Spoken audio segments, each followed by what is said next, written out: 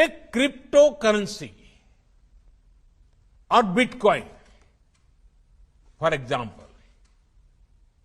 It is important that all democratic nations work together on this and ensure it does not end up in wrong hands, which can spoil our youth. 15 दिनों में ये दूसरी बार है जब प्रधानमंत्री नरेंद्र मोदी ने crypto currency को लेकर चिंता जताई है।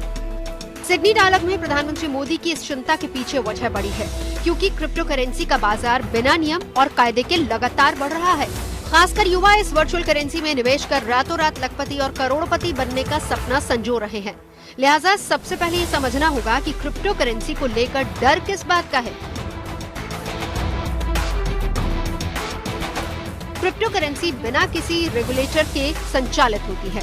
दूसरी बात, वित्तीय सिस्टम और बैंकिंग प्रणाली से बाहर काम करती है। तीसरी बात, ऑनलाइन होने के कारण इसकी सुरक्षा कमजोर होती है और इसके हैक होने का खतरा बना रहता है। चौथी बात, क्रिप्टो करेंसी के आतंकी फंडिंग में इस्तेमाल होने का खतरा भी होता है। आर्थिक जानकारों का भी मानना है कि क्रिप्टो करेंसी की तकनीकी जानकारी के बिना इसमें निवेश करने का नतीजा बेहद खतरनाक हो सकता है। जाहिर है क्रिप्टो करेंसी के चलन से भारत जैसे देशों को ज्यादा खतरा है, क्योंकि भारी निवेश के बावजूद देश में क्रिप्टो करेंसी को मान्यता नहीं दी गई है और न ही इसे लेकर किसी भी तरह का कोई खास नियम बनाया गया है। यानी आपके साथ फ्रॉड होता है तो इसकी सुनवाई कहीं नहीं होगी।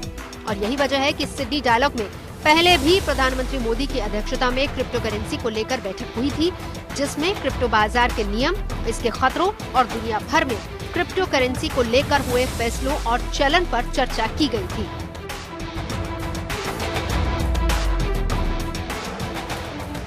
जिसमें प्रधानमंत्री नरेंद्र मोदी ने कहा था कि अनियंत्रित क्रिप्टो बाजार का इस्तेमाल आतंकी फंडिंग का जरिया बन सकता है।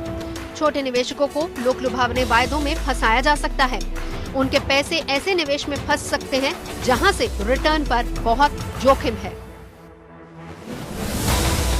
रिजर्व बैंक के गवर्नर शक्तिकांत दास भी क्रिप्टो करेंसी को लेकर चेतावनी दे चुके हैं। वहीं सेबी और आरबीआई भी इसे लेकर चिंता जता चुके हैं।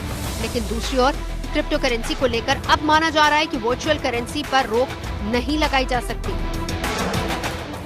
ऐसे में क्रिप्टो करेंसी का नियम और रेगुलेशन ही रास्ता बचता है। हालांकि इसे लेकर देश में आर्थिक जानकारों के बीच राय बटी हुई है। इसकी कई वजह हैं। क्रिप्टो करेंसी लागू करने की राह में वैल्यूएशन सबसे बड़ी चुनौती है। कुछ जानकारों का कहना है कि अगर क्रिप्टो करेंसी को मान्यता दी जाती है तो इसे संपत्ति या बॉन्ड के रूप में ही मान्यता दी जा सकती है। हालांकि उतार चढ़ाव के बड़े जोखिम को देखते हुए क्रिप्टो करेंसी को किसी व्यक्ति की संपत्ति मानना मुश्किल काम होगा। बैंकर किसी कर्जधारक को इस संपत्ति के आधार पर न तो लोन देंगे और न ही इसे गिरवी संपत्ति के रूप में स्वीकार किया जाएगा। यानी बात घूम फिर कर वही पहुंच जाती है कि क्रिप्टो करेंसी का क्या होगा। दूसरी ओर कम निवेश और बड़ा फायदा, जिसकी चाहत में क्रिप्टो करेंसी का इस्तेमाल युवाओं के बीच तेजी से पॉपुलर हो रहा है। और यही हाल रहा तो सरकार को क्रिप्टो करेंसी को लेकर कुछ न कुछ ठोस और कड़े कायदे तो जरूर बनाने होंगे।